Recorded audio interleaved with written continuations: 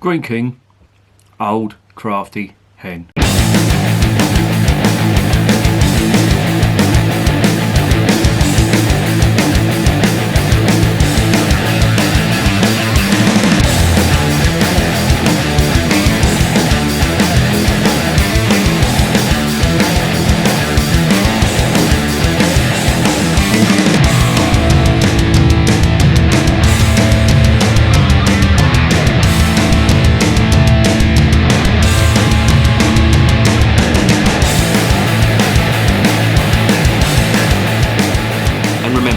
Life is too short to be drinking shitty beer.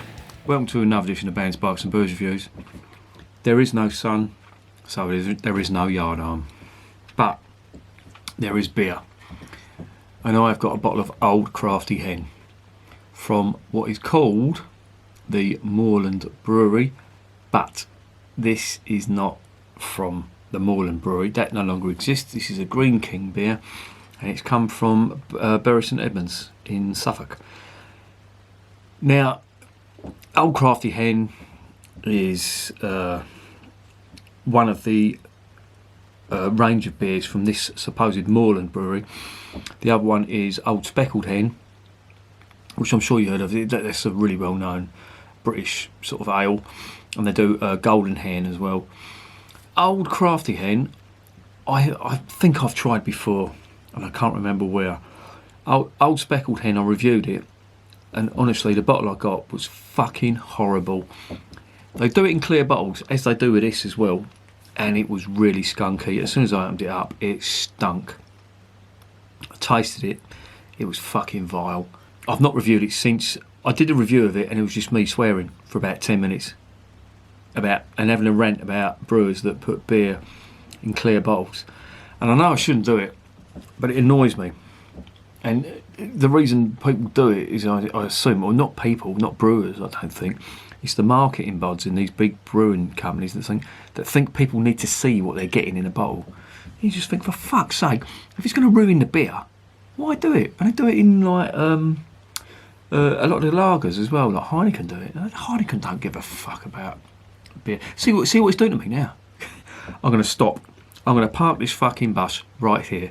Because I'm going to go into a rant about clear bottles and green bottles and skunky beer and hops and how they react with the light. So let's just stop and let's just get on with reviewing the beer.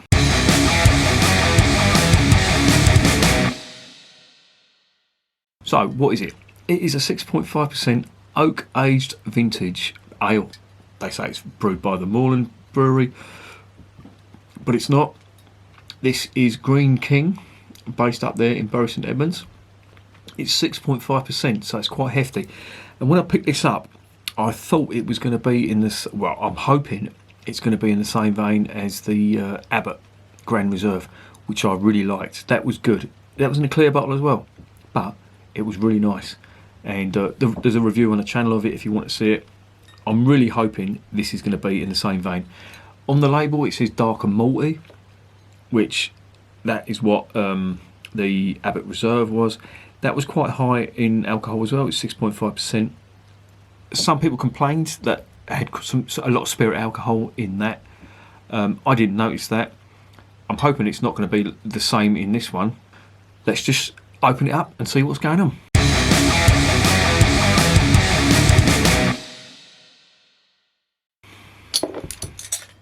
Right. Clear bottle and beer do not go together. If this has got a skunky aroma to it, have you ever seen the end of Downfall? That film Downfall, when Hitler goes into a massive fucking rant. That is what I'm going to do if this smells of skunky hops. There is the cap. I can't smell any skunky hops, so I may have to save that rant for when West Ham get relegated, whenever the football season starts. Can you see that fucking cap? There you go. There you go, Lois. Right, in the collection. On the nose, out the bowl. Whoa. That smells weird. What does it smell of? There's some vague malt, but I'm not really getting anything. I have to say, there's even though there's no sun, I'm, you know, getting a bit of the sniffles from the old hay fever today. It's the fucking rapeseed. You know what?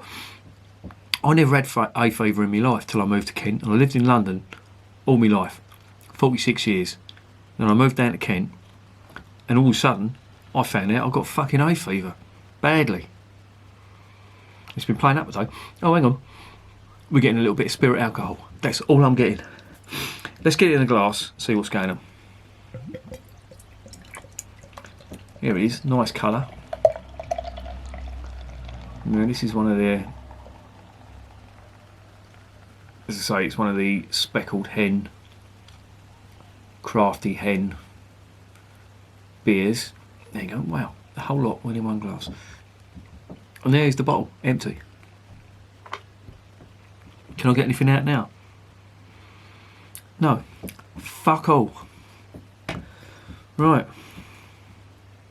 there's it in the glass, nice dark amber, chestnut colour, one finger head. What's on the nose out of the glass?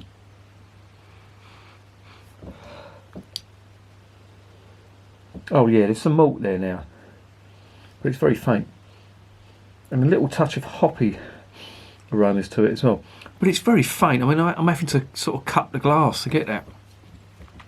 Let's get it down the hatch and see what's going on.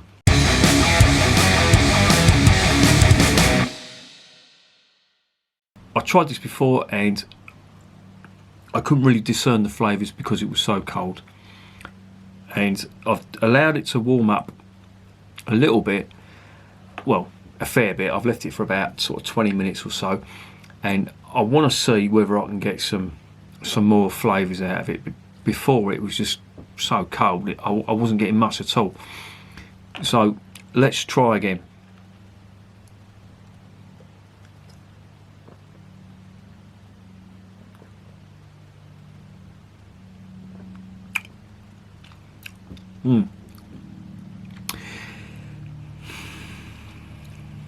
There's a lot of toffee malt. That's the overriding flavour.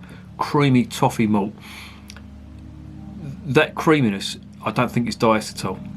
It's not giving me that real sort of butterscotch, horrible buttery type flavour to it. It's just strong toffee malt. There's a lot of fruit on there as well, and there's spirit alcohol. I can actually sort of feel that spirit alcohol getting, not big, but there is just a slight warming as it goes down, and it's not bad. I think it should be drunk warmer than I've had it. This has been in the fridge, what, 3 days now, and I took it out and I just popped it open, and I've tried it, and I really struggle to get anything from that at all. Now I've let it warm up, I am getting them rich, malty and fruity flavours from it, and it isn't bad. I'd rather drink this than the speckled hen any day of the week. It's much more flavour, much richer, more flavour to it. It's just a better beer in my opinion, much more fruity as well.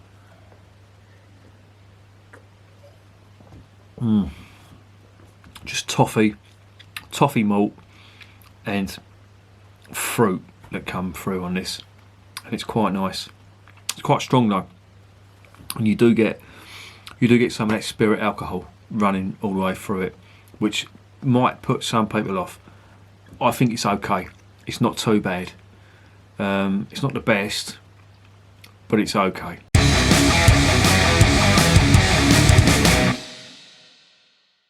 So what's the verdict? Well, this was a really strange one because, as I say, I took it out of the fridge and tried it, opened it, popped it open and all that. Wasn't getting any aromas out of the bottle.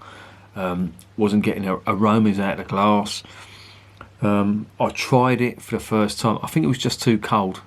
My fridge is sort of reasonably cold, but it was just too cold and I wasn't getting anything. Now I let it warm up, then flavours are coming through. There's big toffee, there's big fruit, and there's a touch of the spirit alcohol on it. And all in all, it's not too bad. It's not the greatest. It wouldn't be my go-to rich ruby ale, but it's not bad. I'd give it a 6 out of 10. Would I recommend it? No. I'd say the Reserve is better. There's better ales out there, rich, strong ruby ales out there. This is just pretty average. It's like the Directors. It promises a lot, but no, I don't really see where it's coming from. It's not very balanced. It hasn't got the moorish malts that make me want to drink ruby ale. And ruby ale is one of my favourite styles of British ale, certainly, because there's some crackers out there. They really are. And this isn't one of them, unfortunately. So I'm going to give it a 6 out of 10. I'm not going to recommend it. I'm going to say there's better out there. And remember, I'm drinking this shit so you don't have to.